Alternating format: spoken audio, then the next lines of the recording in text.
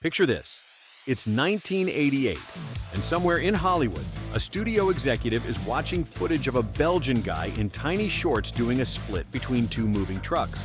And instead of calling security, he thinks, yes, this is exactly what America needs right now. That Belgian guy? Jean-Claude Van Damme. And for about 5 glorious years, he was absolutely right. But here's the thing about being the muscles from Brussels. Muscles don't age like fine wine. They age like, well, muscles. And what goes up in slow motion must come down, sometimes in spectacular fashion.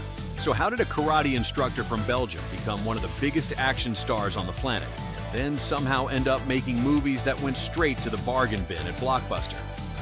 Let's rewind. Jean-Claude Camille Francois van Varenberg, and yes, that's his real name, which explains the stage name, was born in Brussels in 1960. And before you ask, no, Brussels isn't just famous for sprouts and EU bureaucracy. Apparently, it also produces kickboxing phenoms with questionable American accents. Van Damme started training in martial arts at age 10 because, according to him, he was a shy kid who got picked on, which is wild to think about now, considering he'd later become famous for literally kicking people through walls. But that's character development for you. By his early 20s, he'd racked up an impressive kickboxing record, 18 wins, 1 loss. But here's where it gets interesting. In 1982, Van Damme decided Belgium wasn't big enough for his dreams, or his splits. So he packed up, moved to Hollywood with about $3,000, and did what any sensible person would do. He started working as a bouncer, carpet layer, and pizza delivery guy. The breakthrough came in 1988 with Bloodsport. Now, was this a good movie? That's debatable. Was it entertaining? Absolutely. The film was basically Enter the Dragon if Bruce Lee had been replaced by a guy who looked like he was carved out of marble and sounded like he learned English from a speak and spell. But here's the genius of Van Damme's timing. The late 80s were the perfect storm for his particular brand of action hero. Stallone was getting older, Schwarzenegger was doing comedies, and audiences were hungry for someone new to watch beat people up in exotic locations. Van Damme didn't just fill that void, he split-kicked his way right through it. Bloodsport made $65 million worldwide on a budget of about $2 million. And suddenly, Hollywood noticed that this Belgian guy who couldn't quite nail an American accent was a legitimate box office draw. The muscles from Brussels had arrived. If 1988 was Van Damme's introduction to America, 1989 through 1994 was his victory lap. Kickboxer came out in 1989, and it had everything: revenge, training montages, and Van Damme dancing. Yes, dancing. Because apparently, when you're the peak of physical human achievement, you also need to show off your moves to Thai pop music. Then came Universal Soldier in 1992, which paired him with Dolph Lundgren in what can only be described as the most expensive arm wrestling match in cinema history. The film made $95 million worldwide, proving that audiences would pay good money to watch two action figures come to life and punch each other. But here's where the cracks started showing, and I mean that literally.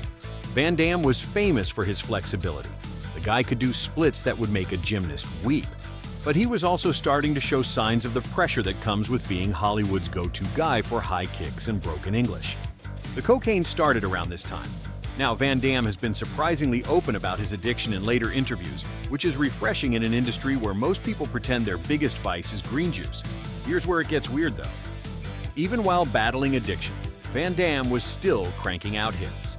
Hard Target in 1993 was directed by John Woo, which meant Van Damme got to do his signature moves in slow motion with doves flying around.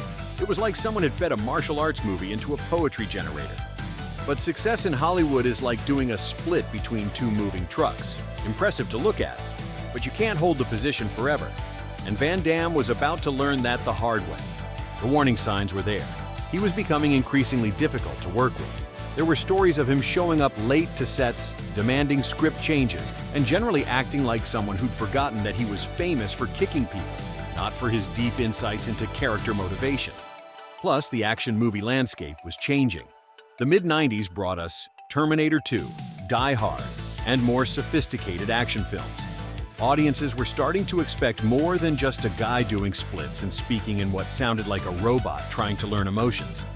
But Van Damme was still living in the world where being able to kick someone in the face was enough to carry a movie. Spoiler alert, it wasn't.